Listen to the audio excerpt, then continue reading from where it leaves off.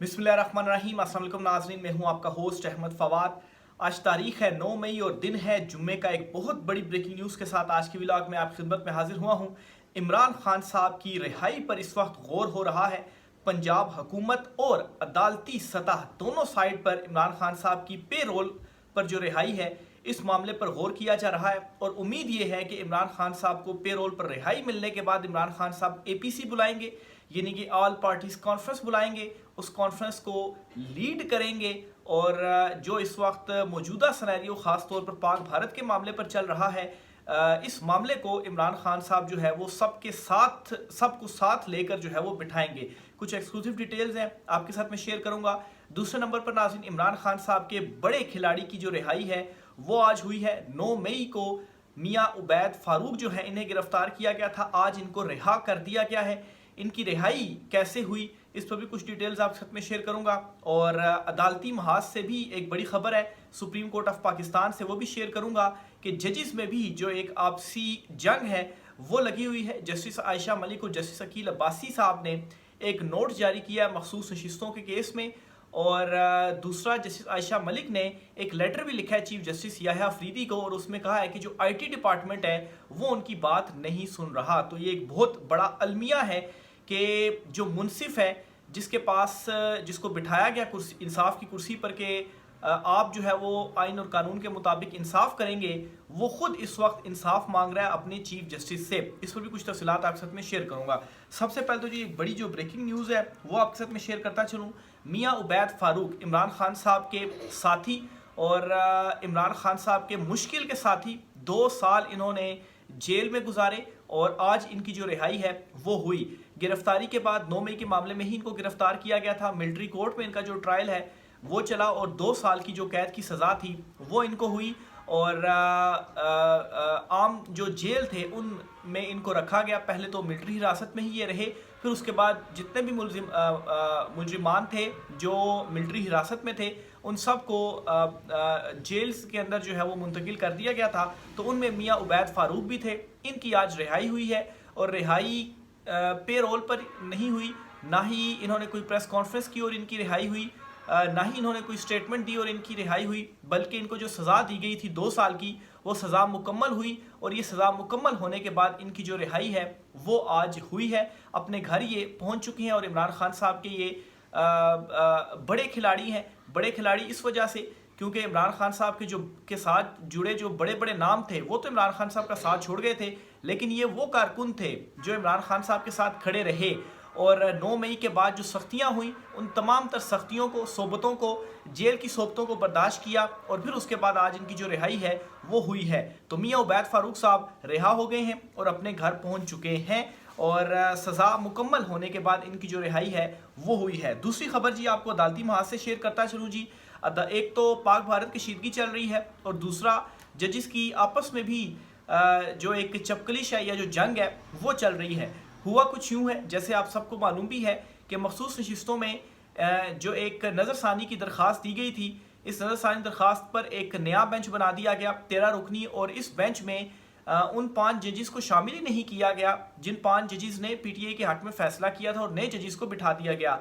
और जब पहली समाअत हुई, जस्टिस आयशा मलिक और जस्टिस अकील अब्बासी साहब ने इस दरख्वास्त को मुस्तरद किया, लेकिन दीगर 11 जजों ने इसको एक्सेप्ट करते हुए इनिशियल जो नोटिस थे वो जारी किए थे। और इस पर डेवलपमेंट ये हुई है कि इन दोनों जजेस ने एक जो अपना इख्तलाफी नोट है वो जारी कर दिया है। इसमें यह भी एक डेवलपमेंट हुई है कि जब इन दोनों ने दरखास्तें मुस्तरद की, दोनों जजेस ने, तो इन दोनों को उस बेंच से निकाल दिया गया और 11 रुकनी जो बेंच था वो बनाया गया। जो इख्तलाफी नोट दोनों जजेस ने जारी किया है यह आपके सामने मैं रखता हूँ जी। बड़ा ज़बरदस्त ये नोट है जो कि जारी किया गया है और ये पूरी एक चार्ज शीट है और अदालत में किस तरह से मामलात चलाए जा रहे हैं ये अलमिया भी इनके इस इख्तलाफी नोट के अंदर आपको नजर आएगा। तो इख्तलाफी नोट में जस्टिस आयशा मलिक और जस्टिस अकील अब्बासी, इन दोनों की जानिब से लिखा गया कि नज़रसानी दरखास्तों में किसी गलती की निशानदेही नहीं की गई। अब ये बात आपको मैं बताता चलूँ कि जब किसी केस का फैसला आता है, उस फैसले के ऊपर नज़रसानी दरखास्त दायर की जाती है, तो इस दरखास्त में आपने किसी गलती की जो निशानदेही है वो करनी होती है कि आपके फैसले में ये गलती है या ये इतना बड़ा पॉइंट था जिसको नज़रअंदाज किया गया یا کوئی بہت بڑا ایسا ثبوت جس کو نظر انداز کیا گیا ہو تو وہ نظر ثانی میں آپ دیکھتے ہیں، لیکن ایسی کسی غلطی کی جو نشاندہی ہے وہ نہیں کی گئی۔ پھر کہا گیا اختلافی نوٹ کے اندر کہ پیپلز پارٹی اور نون لیگ نے صرف مختصر حکم نامے پر نظر ثانی دائر کی تھی، یعنی کہ جب مخصوص نشستوں کے کیس کا فیصلہ آیا تو جو مختصر حکم نامہ تھا اس پر نظر ثانی درخواست جو تھی وہ دائر کی گئی۔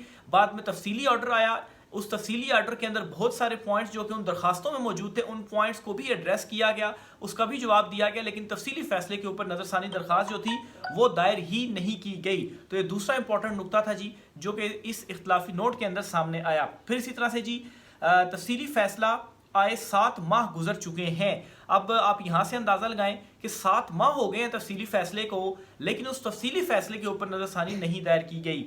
دونوں جماعتوں نے تفصیلی فیصلہ چیلنج نہیں کیا۔ الیکشن کمیشن نے پی ٹی آئی کے فریق نہ ہونے کا نقطہ ہی اٹھایا، یعنی کہ پی ٹی آئی کا اس کے اندر فریق نہیں ہے، اس کا نقطہ آپ اٹھا رہے ہیں۔ پی ٹی آئی فریق نہیں ہے تو اس میں کیا ہے، باقی تو ہیں اس کے اندر فریق، اور اسی کے مطابق جو فیصلہ ہے وہ دیا گیا۔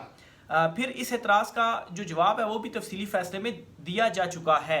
اب سماعت کے دوران بھی اور ویسے بھی یہ جو نقطہ اٹھایا گیا کہ پی ٹی آئی فریق نہیں ہے، اس کا جواب تفصیلی فیصلے میں ہم آلریڈی دے چکے ہیں، تو پھر دوبارہ ایک نقطے کے اوپر جس پر فیصلہ آ چکا ہے اس کے اوپر دوبارہ آپ کیسے جو ہے وہ اس پوائنٹ کو اٹھا سکتے ہیں۔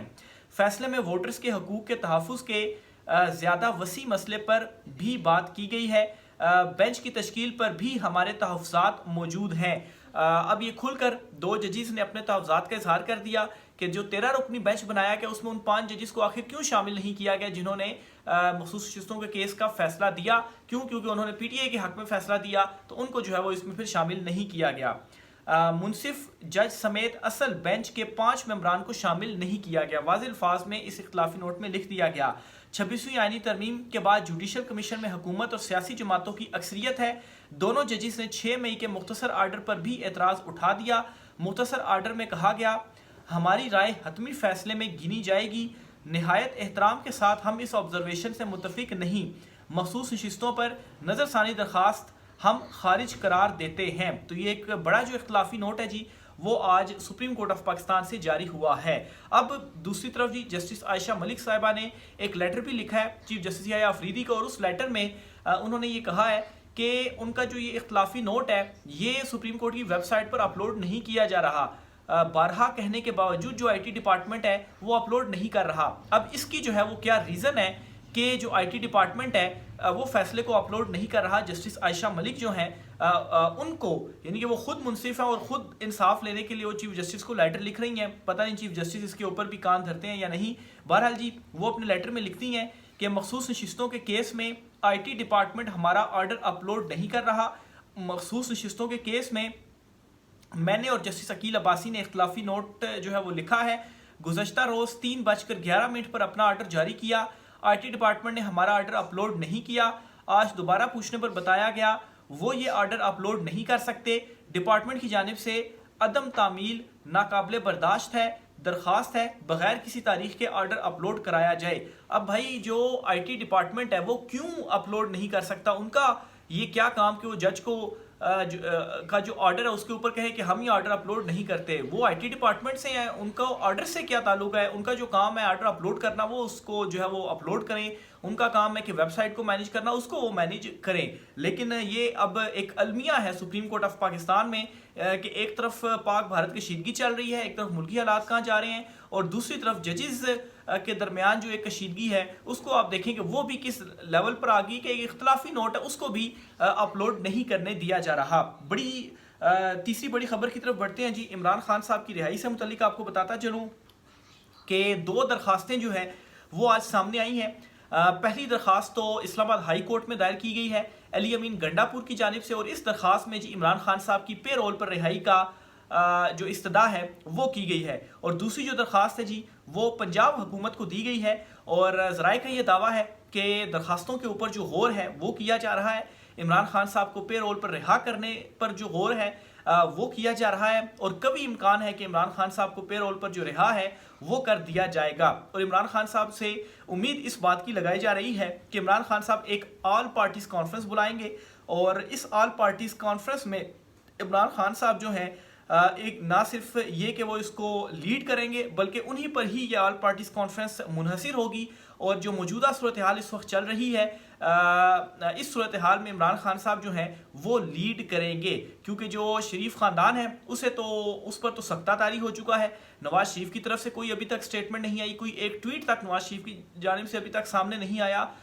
خبریں یوں چلیں جی کہ نواز شریف جو ہیں جب یہ ڈرون گرائے گئے تب یہ خبر سامنے آئی کہ نواز شریف جو ہے وہ فوری طور پر وزیراعظم ہاؤس پہنچ گئے ہیں، اور ان کے جو قریبی سمجھے جانے والے کچھ صحافی ہیں جو کہ ان کا بیانیہ ہی پروموٹ کرتے ہیں، تو ایکسپیکٹ یہ کر رہے تھے جی کہ اب کوئی بڑی خبر آئے گی، کوئی سٹیٹمنٹ سامنے آئے گی، لیکن جس طرح سے نواز شریف گئے وزیراعظم دبے پاؤں جو ہے وہ واپس آئے، اور کسی قسم کی کوئی جو سٹیٹمنٹ ہے وہ نواز شریف کی جانب سے جاری نہیں کی گئی۔ کوئی مذمتی سٹیٹمنٹ ہی جاری کر دیتے، کوئی مذمتی ٹویٹ ہی جو ہے وہ آپ کر دیتے، لیکن مکمل طور پر خاموشی ہے اس ایشو کے اوپر۔ مریم نواز وزراعلیٰ پنجاب، سب سے بڑے صوبے کی وزراعلیٰ جو ہے وہ بنی ہوئی ہیں، اور ٹویٹ کیا کر رہی ہیں کہ ہم ڈیفینڈ جو ہے اپنا جو ڈیفینس ہے وہ کریں گے، لیکن ان کی پوری ٹویٹ کے اندر نہ بھارت کا نام لیا گیا اور نہ ہی موتی کا جو نام ہے وہ لیا گیا۔ اسی طرح سے شہباز شریف کو آپ دیکھ لیں، اور پھر یہ کہ ابھی تک جو جواب ہے وہ نہیں دیا گیا۔ ڈیفینس جو ہے وہ ضرور کیا گیا، اور اس ڈیفینس میں جو رافیل طیارے تھے وہ گرائے گئے بھارت کے، پھر جو ڈرون تھے وہ بھی بالکل گرائے گئے، لیکن سوال یہ پوچھا جا رہا ہے کہ آخر ابھی تک جو جواب ہے وہ بھارت کو کیوں نہیں دیا جا رہا؟ جس طرح سے بھارت نے میزائل اٹیکس کیے، اسی طرح سے پاکستان بھی جو میزائل اٹیکس ہے وہ کر سکتا ہے۔ انڈین میڈیا کے اوپر اس وقت یہ چل رہا ہے کہ پاکستان جواب اس وجہ سے نہیں دے پا رہا کیونکہ ان کا جو اصل لیڈر ہے عمران خان وہ تو جیل میں ہے، اور یہ جو حکومت ہے اور جو شہباز شریف ہیں یہ تو فارم 45 کی پیداوار ہیں، تو انہوں نے کیا جو جواب ہے وہ دینا ہے، تو ایک طرح سے صحیح بھی معلوم ہوتا ہے، لیکن ساتھ ہی بھارت میں یہ تشویش بھی ہے کہ ابھی تک پاکستان کی جانب سے جواب نہیں دیا گیا، اور پاکستان کیا سوچ رہا ہے کہ اس نے کن علاقوں پر میزائل مار کر جو جواب ہے وہ دینا ہے، تو اس حوالے سے ایک تشویش بھی ضرور ہے بھارت کے اندر۔ تو بہرحال جی دیکھیں، عمران خان صاحب کی رہائی سے متعلق، پے رول رہائی سے متعلق یہ ایک بڑا جو اقدام ہے وہ اٹھایا گیا ہے۔ اب اس کو کس طرح سے آگے اس کو لے کر جایا جاتا ہے یہ بہت زیادہ امپورٹنٹ ہوگا۔ خیر ابھی تک جو ڈیولپمنٹ سامنے آئی ہیں کہ عمران خان صاحب سے ملاقات تک نہیں کروائی جا رہی، نہ ان کی بہنوں کی کروائی جا رہی ہے، کل بھی ملاقات کا دن تھا، علی امین گنڈاپو کا لڈیالہ جیل پہنچے، ان کو بھی نہیں ملنے دیا جا رہا، تو ایک طرف ملنے نہیں دیا جا رہا، دوسری طرف پے رول پر رہائی کے معاملے کے اوپر غور ہو رہا ہے، تو دو بڑی کنٹراڈکٹری سی جو چیزیں ہیں وہ سامنے آ رہی ہیں۔ بہرحال دیکھیں اس پر کیا ہوتا ہے۔ رانا ثناء اللہ کا ایک بیان آپ کے ساتھ میں شیئر کرتا چلوں جی۔ رانا ثناء اللہ نے ایک ٹی وی شو کے اندر ایک سوال کا جواب دیتے ہوئے یہ کہا جی کہ حالات اگر مزید بگڑتے ہیں تو عمران خان کو نکالنا چاہیے۔ یہ حکومت کے اندر سے اب جو آوازیں ہیں وہ آ رہی ہیں کہ عمران خان صاحب کو باہر نکالنا چاہیے، اور نہ صرف اتنا بلکہ اب یہ خود اس بات کا اقرار بھی کر رہے ہیں، خود اس بات کو قبول بھی کر رہے ہیں کہ عمران خان ہی اس وقت سب سے مقبول لیڈر ہے۔ یہ رانا ثناء اللہ کی جانب سے کہا گیا جب انہوں نے یہ بات کہی کہ عمران خان کو نکالنا چاہیے اگر حالات مزید بگڑتے ہیں، تو ساتھ ہی انہوں نے کہا کہ عمران خان ہی اس وقت سب سے مقبول لیڈر ہے، اور پھر انہوں نے یہ کہا کہ عمران خان صاحب کو اے پی سی بلانی چاہیے ان کو اگر پے رول پر رہائی ملتی ہے، اور اے پی سی بلانے کے بعد ان کو اس اے پی سی کو لیڈ کرنا چاہیے، کیونکہ یہ جو اے پی سی ہے یہ عمران خان پر ہی منحصر ہے۔ تو ایک طرح سے یہ ایکسیپٹ کیا ہے حکومت نے بھی کہ اگر وہ اے پی سی بلاتے ہیں تو اس اے پی سی کا کوئی فائدہ نہیں، نہ ہی وہ جو اے پی سی وہ بلائیں گے اس کی کوئی ویلیو ہوگی، نہ ہی اس کا کوئی امپیکٹ ہوگا۔ وہ جو مرضی سٹیٹمنٹ دیتے رہیں، عوام جو ہے وہ عمران خان کے ساتھ کھڑی، اور عمران خان اگر جیل سے بھی کوئی سٹیٹمنٹ دے دیتا ہے تو اس کا بھی اتنا زیادہ امپیکٹ ہوتا ہے کہ بھارتی میڈیا کے اوپر وہ جو سٹیٹمنٹ ہے وہ چھائی رہتی ہے، اور بھارتی میڈیا کو بھی معلوم ہے کہ عوام کس کے ساتھ کھڑی ہے اور کس کی جو سٹیٹمنٹ ہے اس کا امپیکٹ آنا ہے اور کسے عوام جو ہے وہ سننا چاہتی ہے۔ تو یہ جی آج کچھ عام ترین تفصیلات تھیں، رائے کا اظہار کیجیے گا۔ آج کی ولاگ سے اتنا ہی، اجازت دیجیے، اللہ حافظ۔